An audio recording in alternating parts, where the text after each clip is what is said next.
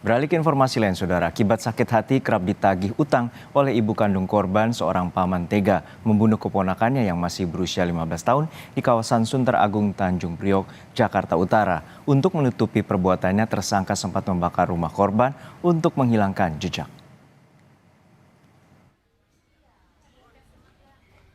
Inilah rumah kontrakan yang menjadi saksi bisu perbuatan tersangka yang membunuh keponakan kandungnya di Jalan Cempaka Sunter Agung, Tanjung Priok, Jakarta Utara awal bulan lalu.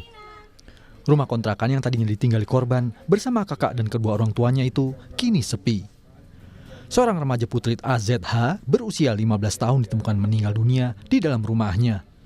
Namun saat itu, polisi mendapatkan laporan jika remaja putri itu korban dari kebakaran. Dari kecurigaan inilah, polisi akhirnya mengembangkan kasus tersebut dan memastikan AZH merupakan korban pembunuhan. Terungkap pula jika korban dibunuh pamannya sendiri. Laporan penemuan mayat yang berada di Rumah Sakit Sulanti Saroso, dugaan kecelakaan karena kebakaran. Ini berawal dari adanya laporan kebakaran yang menyebabkan ada korban meninggal. Kemudian personil dalam hal ini backup sama unit Lantas melakukan penyelidikan sehingga berhasil kepada pengejaran dan mengamankan pelaku. Artinya di sini bahwa berdasarkan fakta-fakta temuan di TKP baik itu di rumah sakit maupun di rumah ada kecurigaan daripada penyidik bahwa ada kejanggalan bahwa kematian tersebut bukan disebabkan karena kebakaran. Sementara kebakaran yang terjadi sengaja dilakukan tersangka untuk menutupi perbuatannya. Setelah korban meninggal, tersangka menyalakan kompor gas dan membakar barang-barang lainnya. Perbuatan ini dilakukan karena sakit hati sering ditagih hutang oleh ibu korban yang merupakan kakak kandung tersangka. Kemudian diambillah kain atau benda-benda yang mudah terbakar, ditumpuk di atas kompor tersebut, kemudian dinyalakan. Sehingga itu dianggap bagi dia mengalihkan bahwa itu terjadi kebakaran.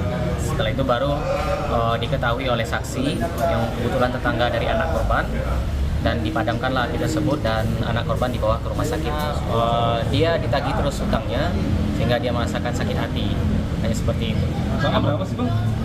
Kalau menurut keterangan tersangka, dia berhutang 300.000. Setelah kejadian, tersangka melarikan diri dan sempat buron hingga ditangkap di Stasiun Sudimara, Tangerang Selatan, Banten pekan lalu. Atas perbuatannya, tersangka akan dijerat dengan pasal berlapis tentang penganiayaan dan pembunuhan hingga Undang-Undang Perlindungan Anak dengan ancaman hukuman di atas 15 tahun penjara. Nizar Ramadika, Kompas TV, Jakarta. Mau membunuhnya gimana caranya?